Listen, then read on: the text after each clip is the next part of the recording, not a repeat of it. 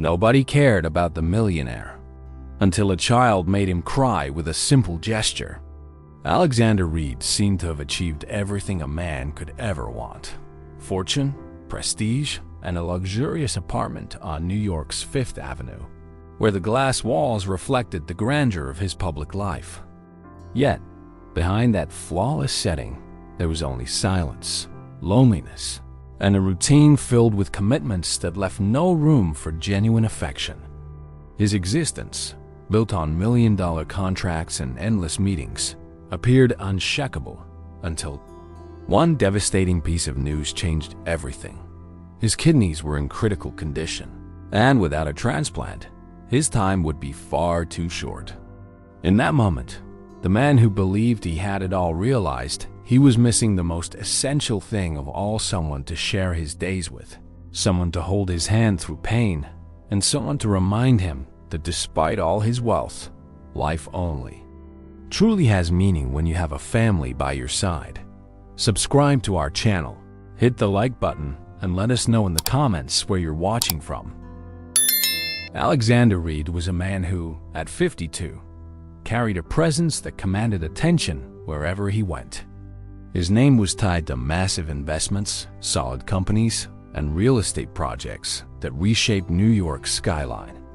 From the outside, his life seemed flawless: a luxurious penthouse on Fifth Avenue, imported cars, discreet dinners in Michelin-starred restaurants. But behind that routine of commitments and endless meetings lay a carefully hidden solitude, sustained by glass walls that reflected only the illusion of success. Alexander had long convinced himself that his greatest achievement was needing no one. So when the first signs that something was wrong appeared, he simply brushed them aside. The fatigue that forced him to sit after climbing a few flights of stairs was dismissed as overwork. The occasional back pain was blamed on long hours in leather chairs. Nothing seemed serious enough for a man who believed the body was just a machine that could be pushed to keep going. Mornings became accompanied by an odd weakness, a heaviness that slowed even the simple act of getting dressed. He noticed he could no longer focus as sharply during long meetings, his mind clouding at times.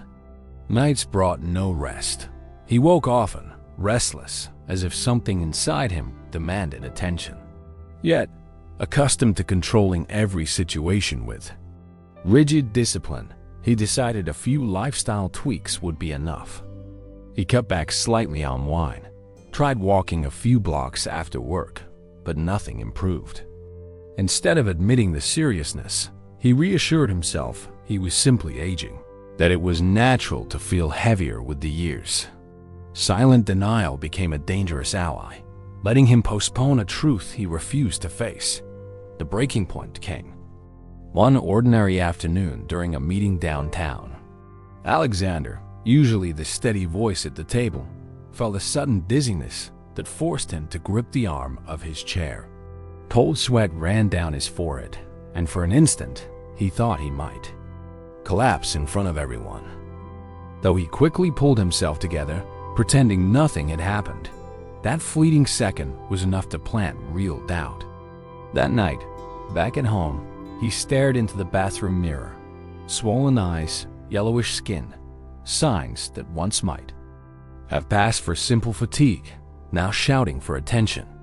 In that moment, he decided, for the first time in years, to visit the doctor he had neglected for far too long. The next morning, Alexander walked into the office of Dr. Robert Hayes, a physician who had cared for him for over a decade, but rarely saw him due to his relentless schedule. The receptionist was startled to see him arrive without notice, without a secretary to buffer the visit. Dr. Hayes himself greeted him with a worried look. During the consultation, Alexander described his symptoms with the objectivity of a man used to reporting facts, but he concealed just how much they were already interfering with his daily life. Hayes, skilled at spotting resistance, ordered a full set of tests and urged him to get them done immediately. The tone of his voice made it clear this was no minor issue, and for the first time, Alexander realized he was not in control. Leaving, The office with a list of tests in hand, he felt an unfamiliar unease, a nervous anticipation. He wasn't used to carrying. The days that followed were filled with visits to labs and imaging rooms. Alexander, so used to dominating boardrooms, felt small in hospital corridors lined with strangers, each carrying their own invisible battles. Waiting for the results cast a heavy silence over his penthouse. No longer did he find pleasure in watching the city's night skyline through the wide windows. When he finally returned to the office with test results in hand, the room felt colder, more impersonal than ever. Dr. Hayes studied each page in silence, glasses sliding down his nose, before lifting his eyes with a weight Alexander instantly recognized as bad news. The doctor's voice was calm but heavy. His kidneys were in advanced failure, and immediate treatment was necessary. The diagnosis struck like an invisible blow, shattering the fortress he had built around himself. Alexander sat in silence for long moments, unable to form a response. Hayes explained that the only real solution was a transplant, but until then, dialysis needed to begin at once. The word transplant echoed in his mind like a distant sentence, something he had never imagined for himself. The life he had once thought fully controlled by schedules and contracts now depended on machines, doctors, and the uncertain wait for a compatible organ. Leaving the office, he walked slowly down the crowded sidewalk, ignoring the city's hurried pace. For the first time in many years, his thoughts weren't on business or numbers. He felt only the crushing weight of his own fragility and the strange loneliness of having no one to share the devastating news with. Alexander returned home that night carrying a different kind of silence, one that felt heavy, filling every corner of his luxurious penthouse. The apartment, which had always symbolized achievement and power, suddenly seemed cold, impersonal, almost hostile. He walked slowly down the wide hallway, taking in the expensive furniture and the modern art on the walls, and felt a sharp realization that none of it meant anything compared to the news he had just received. Sitting on the leather sofa, still holding the folder of test results in his hands, he let his eyes wander over the city lights beyond the panoramic window. For the first time in years, he felt neither pride nor satisfaction gazing at the illuminated Manhattan skyline, only an unsettling emptiness. He tried convincing himself this was just a temporary setback, that his discipline and financial resources would be enough to get him through. But the word failure echoed in his mind, no longer linked to companies or business, but to his own body, now demanding a price he had never imagined he would have to pay. The next day, Dr. Hayes arranged a consultation with a renowned nephrologist to go over the treatment in detail. Alexander listened attentively as the doctor explained dialysis, transplants, and possible side effects. The message was clear. His lifestyle would need a complete overhaul. Long workdays, dinners heavy with wine and red meat, sleepless nights, and constant stress could no longer exist without serious consequences.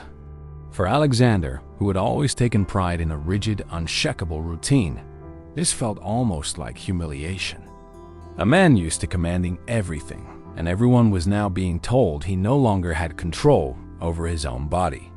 Leaving the consultation, he walked straight to the waiting armored car. His driver, a discreet man named Paul, sensed the unusual silence of his employer, but as always, asked no questions. Alexander kept his eyes fixed on the busy streets, trying to absorb the fact that from that moment forward, his life would revolve around medical schedules and restrictions he had never imagined accepting. In the weeks that followed, the first dialysis sessions became part of his routine. The experience was a shock. The white corridors of the clinic were filled with ordinary people, each carrying stories of struggle, pain, and resilience. Alexander, accustomed to being surrounded only by executives and entrepreneurs, now found himself alongside bus drivers, Homemakers, young adults, and the elderly all bound by the same vital need. He entered the room with the stiff posture of a man trying to maintain appearances. But when he saw the machines connected to fragile bodies, a wave of dizziness overcame him. As the needle pierced his arm, he felt, perhaps more clearly than ever, just how vulnerable he really was. For hours he lay there, listening to the constant hum of the machines, forced to confront his fragility without disguise. In that environment, titles, fortune, and reputation meant nothing. They were all simply human beings trying to gain more time. When he returned home after those first sessions, the loneliness felt even sharper. There was no one waiting for him, no voice asking how his day had gone, no gesture of care or comfort. The penthouse seemed quieter than ever. Alexander tried to fill the emptiness with work, diving into reports, virtual meetings, and phone calls. But his energy was no longer the same. Fatigue reached him faster now, often forcing him to lie down. In the middle of the afternoon. It was during this time that Teresa Miller, his longtime housekeeper, began to notice the changes. She had always been a discreet, dedicated woman, serving in his home for over a decade without ever crossing the boundaries imposed by her employer. But now she could see something was different. His appetite had diminished, his schedule had grown irregular, and the tired expression on his face never seemed to fade. Though Alexander was not a man who confided easily, Teresa realized it might be time to break her usual distance and offer support. One evening, finding Alexander sitting alone in the living room, still dressed in his wrinkled suit after a long dialysis session, Teresa approached quietly. "You should eat something light, sir. You look far too pale," she said gently. Alexander, used to rejecting any personal interference, looked at her for a few seconds in silence. There was no coldness in his eyes, now only a silent recognition that perhaps he could not face this battle entirely on his own. He accepted the bowl of soup she brought him, and though he didn't say a word of thanks, his expression revealed that this simple gesture meant more than it appeared. Teresa, sensing the opening, continued to care for him discreetly in the days that followed, adjusting his meals, preparing soothing teas, and reminding him to rest. Meanwhile, the doctor's warnings echoed in his mind. Alexander began avoiding evening commitments and drastically cutting back on his social appearances. At the office, his partners noticed he was delegating more responsibilities than ever before. The man who had always been the first to arrive and the last to leave was now ending meetings earlier, citing urgent medical appointments. Some employees whispered, speculating about what might be happening, but Alexander remained silent. The truth was that for the first time in decades, he had no choice but to admit he needed to change. Deep down, he felt a mixture of fear and disorientation. The life he had built so painstakingly seemed to be slipping through his fingers, and the solitude that once felt like his shield of protection was now revealing itself as an unbearable burden. Alexander returned from the hospital fully aware that he would need to reorganize the entire rhythm of his household. There were now new spreadsheets with dialysis schedules, consultations, and exams, and the agenda that once followed only the corporate calendar was now split between the office and the clinic. Teresa Miller, the housekeeper who knew every detail of the Fifth Avenue apartment, suggested immediate reinforcement for cleaning and daily tasks that he could no longer supervise himself. She was the one who contacted a trusted agency and scheduled interviews for the following week, instructing the doorman about the usual procedure: identification, background checks, and authorized access to the private elevator. Alexander kept everything in line with his standards. Objective interviews, no small talk, simple practical tests, and a clear list of rules: punctuality, absolute discretion, no photos, no social media posts, and no curiosity about the employer's life. On the scheduled morning, he reviewed the agenda in his glass-walled office, while Teresa made sure the main living room was spotless. The coffee table clear, 2 glasses of water set out, and a notepad ready for notes. No flowers, no music only. The distant hum of the city and the steady sound of the aquarium filtering water dot the first candidate of the day. Arrived 2 minutes early, accompanied by a 6-year-old girl. At the reception desk, the names provided by the agency were listed. Helen Carter, with experience in both private residences and offices, along with telephone references. And Sophie Carter, whose presence had been previously noted with the explanation: temporary daycare unavailability. Helen wore dark trousers, a simple blouse, and a coat that reflected careful upkeep without extravagance. She carried a plastic folder with documents and 2 letters of recommendation. Sophie, in a neutral dress and clean sneakers, held a small cloth backpack and a blue notebook, staying close to her mother without making a sound. In the elevator, the mirror reflected both of them in silence as Helen reminded her daughter of the rules. Speak softly, don't touch anything, and stay by her side once the interview began. When the door opened, Teresa welcomed them with her usual professional cordiality, asked them to sit, offered water, and informed them that Mr. Reed would arrive shortly. The apartment, vast and geometric, revealed itself to Helen as a space of cold lines and immaculate surfaces. To Sophie, it was simply too big, every step echoing faintly in the air. Alexander entered without hurry, greeted them with a brief nod, and sat across from them, opening the interview folder. He asked about routines, cleaning products, handling of sensitive surfaces, protocols for days with service providers, and expected behavior when visitors were present. Helen responded with concise, clear answers. She listed materials: dilutions, cleaning schedules, care for metals and marble, linen organization, and strategies to avoid disrupting the household's flow. For references, she provided 2 contacts: a family in Park Slope and an office in Midtown where she had alternated work periods. When Alexander questioned the child's presence, Helen explained that her neighborhood daycare was under renovation for a few weeks and she had no steady support network. She added that Sophie knew how to stay quiet without wandering around the house, and if necessary, could remain in the kitchen under Teresa's supervision at agreed times. Alexander maintained a neutral expression for several moments, mentally reviewing the new limitations imposed by his treatments. At last, he said he would allow the girl's presence on an exceptional basis, provided she stayed within a designated area and never interfered with the routine. Teresa discreetly noted the adjustment. Throughout the interview, Sophie remained seated, her hands resting on her notebook. At one point, she turned her head toward the glass wall and noticed the refracted light of the aquarium beyond it. With a glance at her mother and Teresa, she whispered a request to look closer. Teresa allowed it, as long as she stayed in front of the sofa. The girl walked slowly, stopping at a respectful distance. She didn't touch the glass, only watched the fish gliding in steady movements.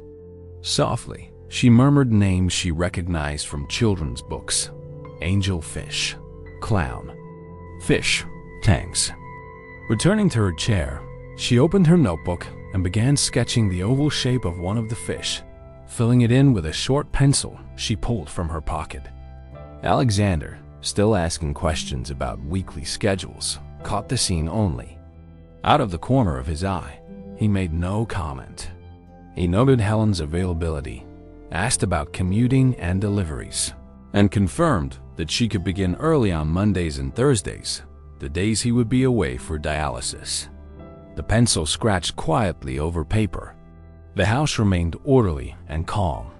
Once the questions were finished, Teresa conducted a short practical test: a natural stone countertop with a simulated water ring, stainless steel marked with fingerprints, and a section of flooring near the balcony with a fine layer of dust. Helen worked methodically, separating cloths, applying products in proper dilutions, waiting for action time, wiping without streaks, and restoring shine without excess. In the service closet, she explained how she would group supplies, label bottles, and keep a monthly inventory, suggesting a simple spreadsheet for replenishment. Teresa observed closely and made a brief comment. No strong smell in the room. Good waste control. Alexander simply wrote, procedure correct, steady pace, no waste. Back in the living room, he laid out the terms. A 30-day trial. Period, salary and benefits according to the agency's table. Fixed hours with minor flexibility. Weekly reports to Teresa, and absolute confidentiality about anything seen or heard in the household. Helen agreed, adding that she would bring her own microfiber cloths for the first few days until she adjusted to the household stock. Before leaving, Sophie carefully closed her notebook, stood up, and, without coming too close, extended a drawing toward the table. She didn't speak loudly or make a fuss. She simply said she had drawn the fish that always seems to be watching and asked if she could leave it there. Alexander looked at her for a moment, then said yes, placing the page beside the interview folder and acknowledging her with a short nod. Teresa arranged for her to start Monday at 7 in the morning, explained the service entrance procedure, registration at the front desk, and the rule to remain only in designated areas. In the elevator, Helen quietly reinforced the same rules they had repeated before. Silence, respect for the space, total attention to Teresa's instructions. Once the doors closed, the living room recovered its usual spotless air. Alexander retrieved the fish drawing and slipped it into the notepad he used for household tasks. Then he adjusted the cleaning schedule in his calendar to match his clinic days, reviewed the shopping list Teresa had prepared, and ended the morning without altering the rest of his routine. The first days of Helen's work in the penthouse unfolded in a controlled silence, as if Alexander still needed to measure just how far he would allow this new presence to go. Teresa, the housekeeper, followed every detail with discretion, testing the new employee's efficiency while also observing the little girl who sometimes accompanied her. Sophie, despite her young age, seemed to have an uncommon sensitivity. She walked slowly, never touched anything without permission, and whenever she spoke, it was always in a soft voice, as if she instinctively respected the gravity of that space. Still, even within her restrained gestures, there was something about her that transformed the atmosphere of the apartment. Occasional laughter, her fascination with the fish in the aquarium, the way she colored her drawings while sitting on the living room rug. These small moments began to chip away at the cold monotony Alexander had once believed unshakable. He would never say it out loud, but he had begun to anticipate those small traces of life. Helen handled her duties with precision and discipline, adapting quickly to the house's demands. Alexander tested her with detailed questions, just as he always did, but he noticed that she answered calmly, without the fear so many others had shown in front of his austere figure. Daily life brought moments that gradually disarmed his rigid posture. Once Sophie dropped a pencil and, when she bent to pick it up, shyly asked if she could draw his portrait. He was taken aback, almost refusing, but eventually agreed, sitting still for several minutes while the little girl sketched intently, tongue between her teeth in concentration. When she finished, she held up a square, stern face with large, attentive eyes. "It's you, but happy," she said. Alexander stared at the drawing silently, slipping it between his work papers without a word. Yet later that night, before bed, he opened the drawer again just to look at the colored page once more. Teresa was the first to notice the shift. The employer who never tolerated interruptions now accepted innocent questions. The man who never shared a table with staff one Saturday morning agreed to Sophie's impromptu invitation to eat pancakes Helen had prepared in the kitchen. Richard, the driver, noticed it too. On a rainy Saturday outing to the market, he saw Alexander holding the umbrella over the child, a simple gesture that would have been unthinkable just weeks earlier. It wasn't a sudden transformation, but rather a series of subtle cracks in the ice that had long encased him. Helen saw it all but refrained from comment. For her, the most important thing was keeping the job and protecting her daughter. Anything beyond that was delicate ground. In time, Alexander began to acknowledge he needed support, not just at home, but outside of it as well. One morning, when Dr. Hayes called to schedule a follow-up, Alexander surprised even himself by saying, "Come with me." Helen tried to decline, insisting it wasn't appropriate, but he pressed firmly. Teresa organized the arrangements. Richard prepared the car, and, for the first time, Alexander did not cross the clinic's lobby alone. In the medical building elevator, Sophie gripped her mother's hand tightly, eyes wide as she looked around. Alexander, stern as always, straightened his tie and stayed silent, though inside he felt a strange calm, knowing he wasn't alone that morning. The consultation room was bright and impersonal. Dr. Hayes entered carrying the file, greeting everyone with a respectful nod before delivering the results. The kidneys were now functioning at only 15% of their capacity. Dialysis kept the body alive, but could not restore health. Transplantation was the only real way forward. Without it, the doctor said, we're talking about months, not years. The words hit hard. Helen lowered her eyes. Teresa tightened her grip on the notepad in her lap, and Alexander sat motionless as if carved from stone. The silence grew heavy, filling every corner of the room.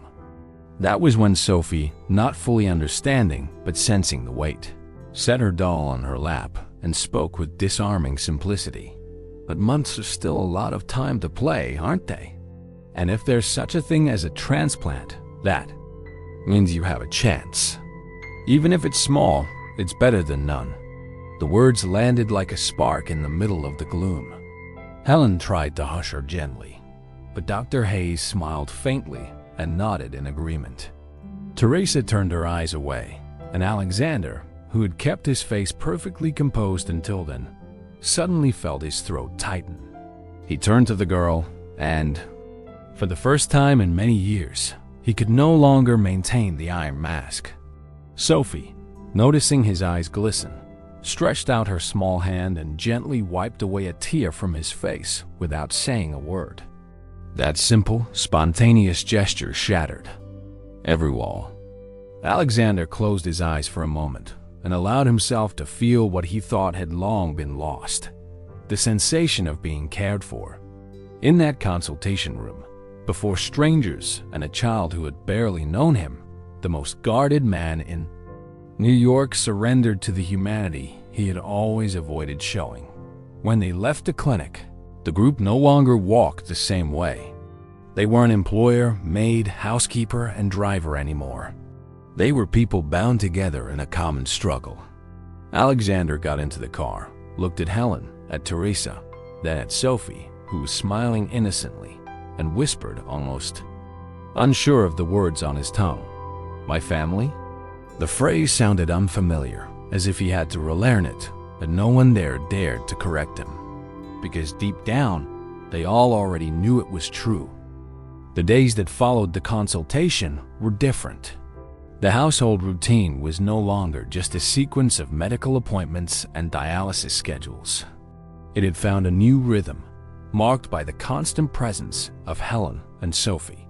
Teresa managed the logistics with precision, light meals prepared at the right times, subtle reminders about medication, and a quiet attentiveness that made Alexander feel less like a patient and more like a man still respected in his own home.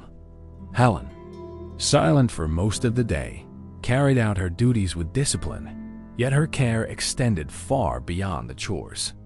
She observed Alexander with a mix of professionalism and empathy, as though she understood that the real cleansing this house needed went deeper than polished surfaces. It was about restoring some warmth to an environment that had long felt sterile. Sophie, meanwhile, was captivated by every detail.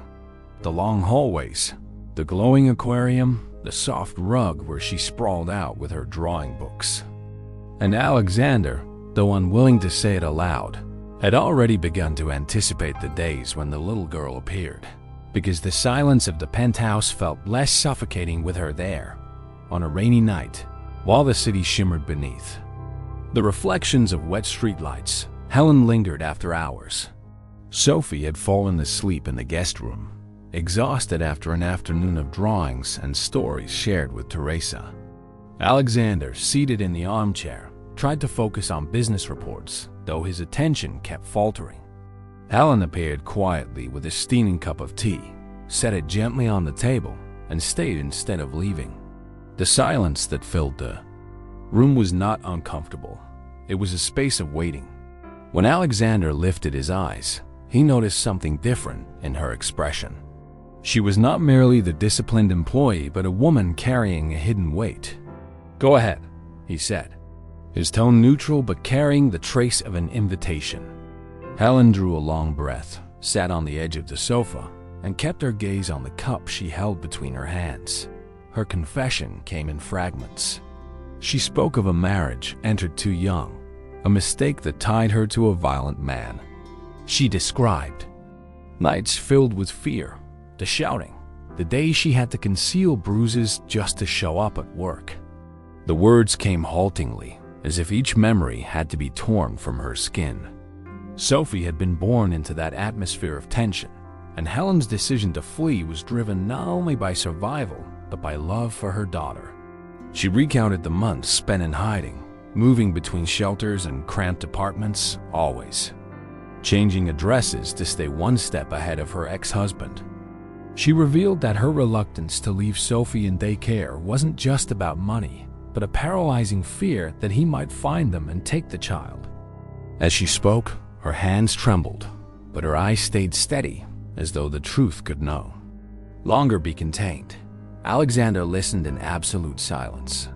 A man accustomed to numbers, deals, and contracts had no ready response to a pain that could never be quantified in spreadsheets.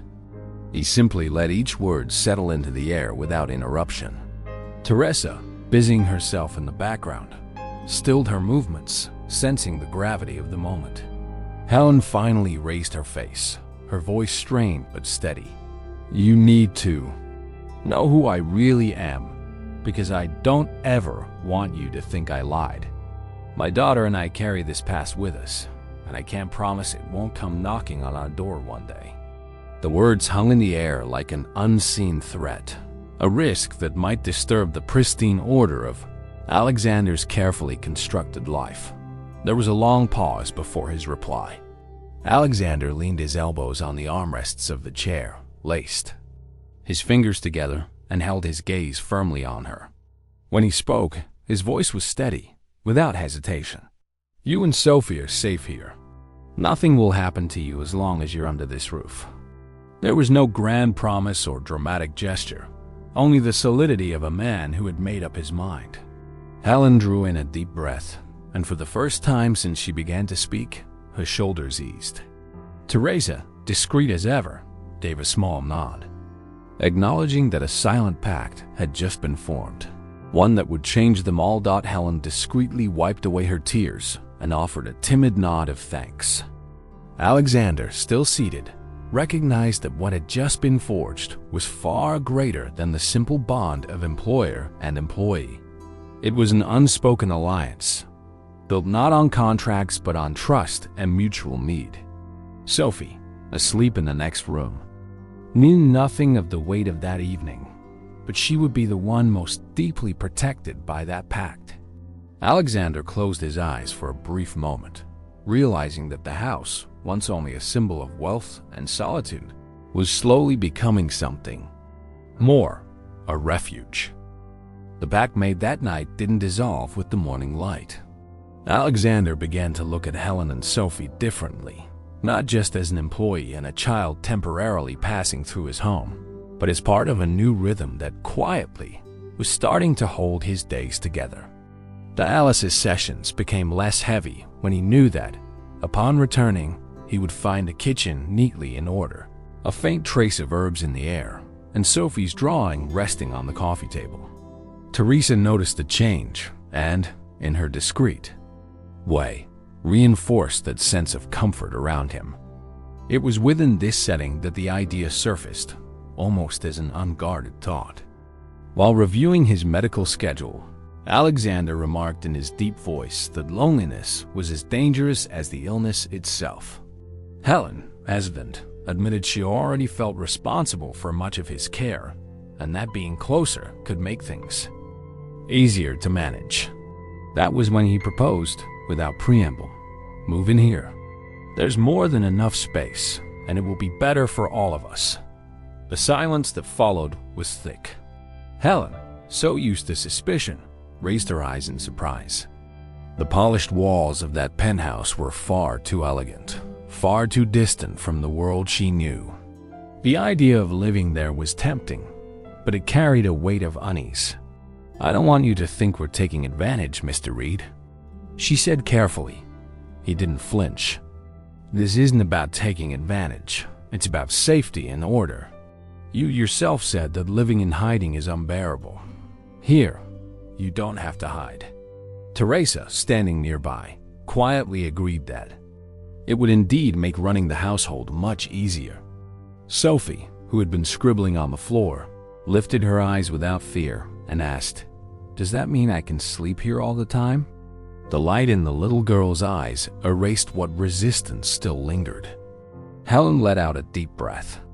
Realizing the decision was no longer just about herself, the days that followed were filled with change. Helen gathered the few belongings from their small apartment in Queens and, with Teresa and Richard's help, organized the move to the building on Fifth Avenue. The difference between the two worlds was staggering. The cramped room they once shared barely fit 2 narrow beds, while Alexander's home offered spacious suites, generous closets, and windows framing the entire city. Sophie ran straight to the glass in her new room and shouted in awe, "I can see the park from here." Helen watched it all with controlled emotion, still unable to fully believe the transformation. Alexander stood back, overseeing the process as though it were a business operation. But inside he felt something else entirely, the strange realization that, for the first time, the vast space he lived in was beginning to function as a home. Adjustment brought immediate changes. Mornings were now filled with the sound of Sophie's quick footsteps running toward the kitchen, where Teresa already had breakfast ready. Helen organized the cabinets with methodical care, time cleaning to avoid Alexander's rest periods, and added small personal touches, like discreet vases of flowers and a few photographs kept in the room she now shared with her daughter. Alexander observed these changes with restraint, but without interference. The once sterile penthouse was gaining human textures, laughter, the scent of simple meals, drawings quietly taped to the refrigerator door. Each small detail marked a silent victory against the emptiness that had once dominated the space. Still, Helen carried her caution with her. She avoided moving beyond the areas she needed and reminded Sophie daily of the rules about respecting the house. Alexander noticed this careful restraint and, without making a show of it, began offering small allowances. One Saturday, when he saw Sophie sprawled across the rug with her colored pencils, he didn't ask her to tidy up. Instead, he watched with genuine curiosity as she filled a page with swings and trees in a park scene. Helen, noticing, moved to scold the girl, but Alexander raised his hand calmly. "Leave it. The house loses nothing because of it." From a man who had always demanded perfect order, the comment landed as confirmation that something fundamental was shifting. Evenings took on a different tone. Dinner, once a solitary ritual in front of a muted television, became a shared event at the main table. Teresa prepared simple meals, Helen served them, and Sophie filled the air with school stories and questions delivered without hesitation. Alexander, a man who once only spoke of deals and investments, now found himself answering childlike curiosities. which fish in the aquarium was his favorite, whether he had ever climbed to the top of the Statue of Liberty, if he used to draw. When he was a boy, his replies were clipped, but they were answers nonetheless, and that was enough to bring life to the table. Helen watched silently, aware that what was happening went far beyond a work arrangement. Alexander, ending one of those meals, looked at them for a long moment and realized he was no longer just offering shelter. He was receiving something in return, the rebuilding of a family he had never known he needed. Helen and Sophie's presence changed more than just the household's practical routine. It altered the invisible atmosphere that sustained Alexander's days. The penthouse, once defined by the steady hum of the aquarium and the faint noise of the city outside, now filled with new layers of life. In the mornings, Sophie wandered barefoot through the hallways, her sketchbook clutched as if it were part of her own body, scattering questions in the air. Why didn't the windows really open? Why was the carpet so soft? Did fish sleep too? Helen tried to temper her daughter's spontaneity, urging moderation, but Alexander, contrary to expectations, rarely grew irritated. He watched with restrained attention, answered one or two questions, and allowed the hallways to echo with a sound he had long forgotten, the energy of a child. Teresa, ever the guardian of order, accepted this new rhythm without protest. In fact, she seemed quietly pleased to see her employer yielding to a less barren routine. One of the most striking moments came on an ordinary afternoon when Sophie marched into the kitchen wearing an apron far too big for her, determined to help prepare dinner. Helen tried to stop her, warning of the dangers of pans and knives, but Alexander, passing by, halted at the sight. To everyone's surprise, he stepped into the kitchen, rolled up his sleeves, and announced that he wanted to learn as well. Teresa nearly dropped a pot, stunned, but quickly recovered and showed him how to slice onions evenly. Alexander gripped the knife with the stiffness of an executive, and, within seconds, the cutting board was covered in uneven pieces. Sophie burst into laughter, exclaiming she had never seen anyone cry so much over onions. He kept his expression stern, but the faintest tug at the corners of his mouth betrayed his struggle to suppress a smile. That night's dinner was simple, yet it carried a different flavor. It wasn't just food. It was proof that life could begin again through small acts shared. As weeks passed, the house developed little rituals. On Wednesdays, Sophie organized drawing sessions in the living room, spreading out pencils and paper while Teresa brought warm tea and cookies. Alexander, who normally secluded himself in his office, was lured to one of these sessions by the sound of his name. Entering the room, he found his own face sketched in bold colors beside Helen's and Sophie's. "It's us.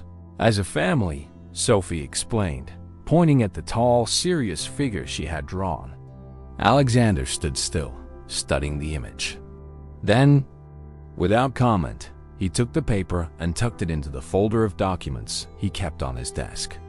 Helen noticed the gesture and understood that, silently, he was accepting the definition of family that came from that child's hand. Evenings, once long and heavy with silence, began to carry a different tone.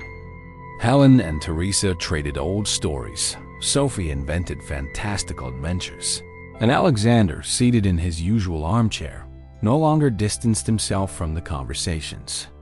He added a few remarks, corrected a detail, shared a memory. One night, he spoke of growing up in a modest neighborhood in Brooklyn before building the empire that now sustained his life. Sophie listened, fascinated, and interrupted to ask if he had ever played hide-and-seek in the street. Yes, but only when no one was watching. He answered with such solemnity that it made everyone laugh. This discreet humor, which until then seemed non-existent, began surfacing at unexpected moments, softening the edges of their time together. Helen, in turn, found herself surprised to realize she was no longer simply living under the roof of an employer. The apartment was now her space as well, and though she remained cautious, she began to leave signs of her presence. Books on the nightstand, a colorful throw on the sofa, new spices in the kitchen. Alexander observed these changes and, instead of setting boundaries, accepted each one as part of a natural process. Sophie, sensing this openness, ran even more freely through the hallways, turning them into racetracks and stages for her games. The contrast between the suited man and the girl in light-up sneakers could not have been sharper. Yet, somehow, it made sense. On a sunny Sunday, Helen suggested they all have breakfast together on the balcony. Teresa set the table with fruit and bread, and Sophie hurried over to Alexander with a cup she could barely balance in her hands. He sipped his coffee while gazing at the city below and realized he didn't miss the sophisticated dinners or the carefully orchestrated meetings with other businessmen. In that moment, the simplicity of being surrounded by people who filled his home with life seemed more valuable than any contract. Helen, watching in silence, understood that even if he wouldn't admit it, Alexander was discovering a new joy, the joy of belonging. The weeks that followed confirmed that Helen and Sophie's presence was not just temporary support, but a permanent bond that was quietly solidifying within the Fifth Avenue apartment. Alexander's routine, once ruled solely by contract deadlines and dialysis schedules, now included the small family rituals that gave meaning to his days. Meals were always shared. The hallways were no longer just silent passageways, and even the office, once untouchable, welcomed Sophie's occasional visits, where she liked to sit on the rug coloring while he read through reports. With each gesture, the distance between employer, employee, and child diminished, leaving only the simple yet profound closeness of everyday life. Teresa observed everything with a mix of pride and vigilance, as if she knew she was witnessing a pivotal transformation in her employer's life. It was in this context that Alexander began to feel the need to give tangible form to what already existed in essence. On a rainy morning, he summoned his trusted lawyer to the apartment and instructed him to draft changes to his will. Helen, upon seeing the man in a tailored suit arrive with folders and documents, assumed it was business. She was stunned to discover it was nothing of the sort. Alexander explained firmly, "I want everything I've built to serve this household and all of you. It makes no sense to leave my life's work to chance." The lawyer, accustomed to his client's clarity and resolve, merely took notes. The entire estate would be divided between Helen, Sophie, and Teresa in precisely defined shares. In addition, an educational trust would be created to ensure Sophie received the best schooling possible, from early education through university. Helen tried to object, saying it wasn't necessary, but he cut her off with a steady gaze. "This isn't about necessity. It's about fairness, and it is fair." But the decision didn't stop there.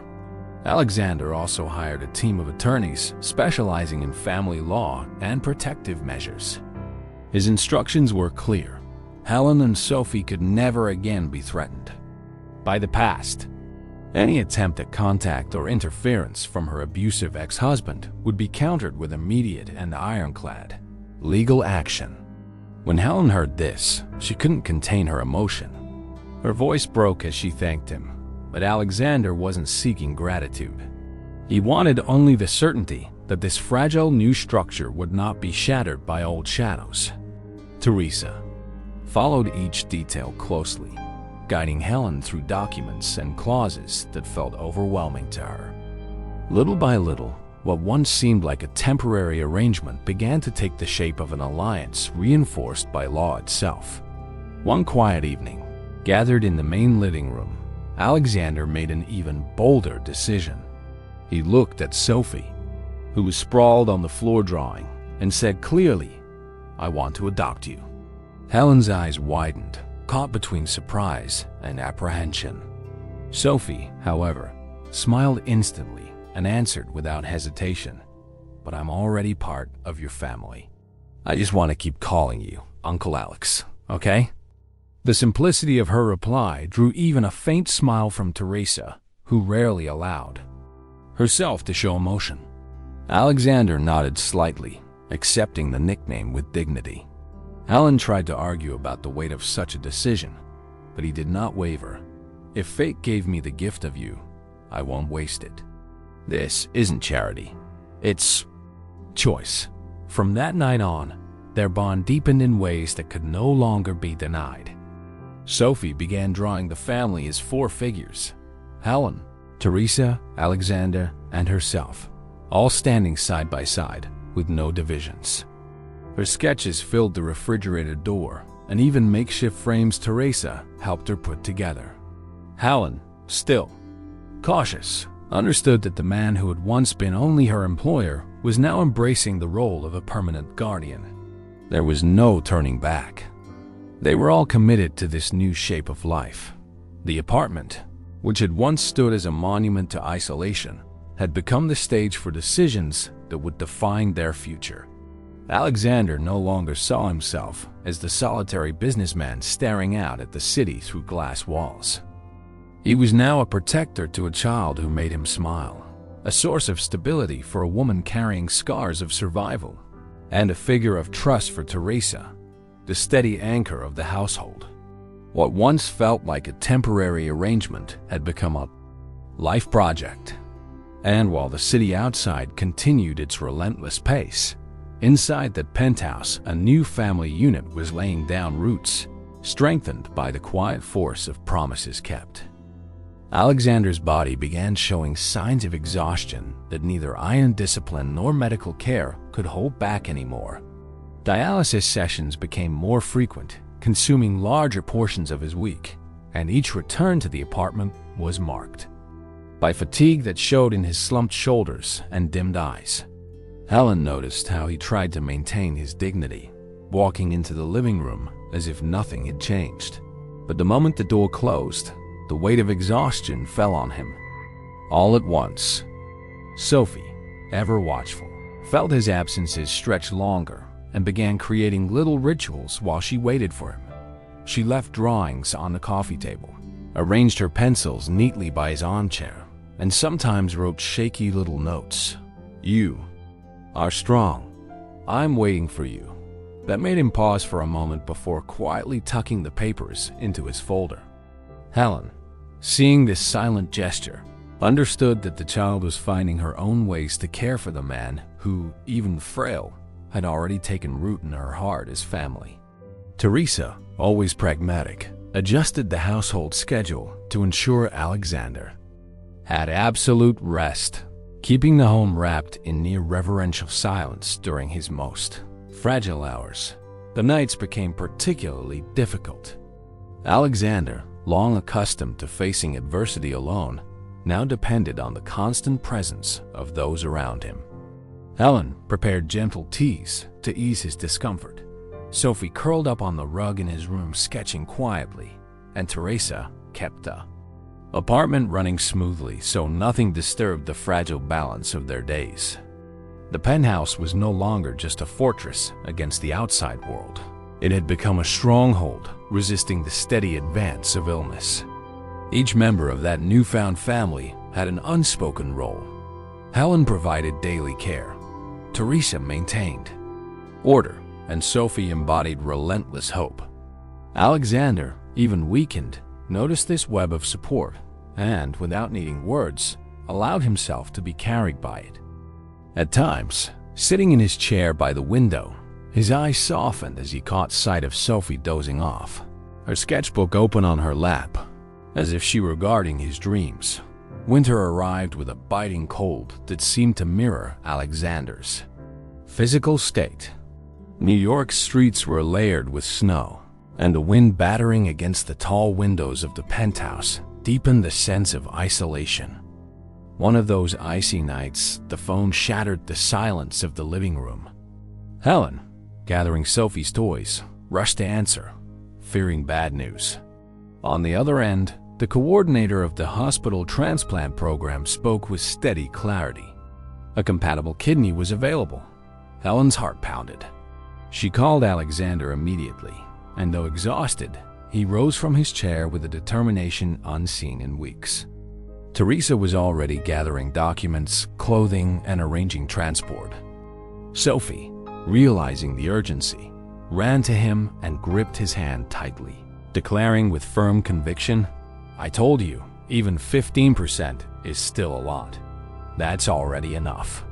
The simplicity of her words filled the room with unexpected hope, as if, in that moment, the child's voice carried the truest certainty.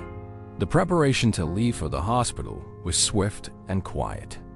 Helen wrapped a heavy coat around Alexander.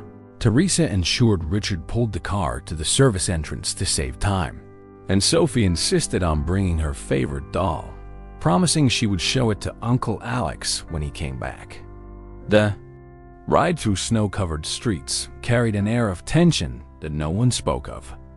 Alexander kept his gaze fixed on the glowing city outside, reflecting on the trial ahead. Surgery offered no guarantee of success. The risks were undeniable, but as he felt Sophie's small hand pressing his, he knew there was no other choice. He had to fight, not only for himself, but for the family that now depended on him. Helen sat beside him in silence, torn between fear and the conviction that this was the moment they had all been waiting for. At the hospital, the long, bright corridors felt colder and more daunting than ever. The medical team approached with practiced precision, explaining surgical details, risks, and survival rates. Alexander listened without interruption, showing no trace of hesitation. Helen signed the necessary papers at his side. Teresa arranged the documents with her usual meticulousness, and Sophie clutched her doll while whispering encouragement only a child could invent. Just before being wheeled into surgery, Alexander looked around at the faces he had come to need most. Helen, her expression steady despite the strain. Teresa, a pillar of composure and loyalty. Sophie, her innocent gaze brimming with faith. Without lengthy speeches or rehearsed declarations, he simply inclined his head in a gesture of acknowledgement and let himself be guided forward. As the doors closed behind the gurney, his new family stood together in the hallway, bound in silence, awaiting the outcome of a battle he had never imagined he would fight, let alone with them at his side. The days following the surgery were filled with silence and expectation.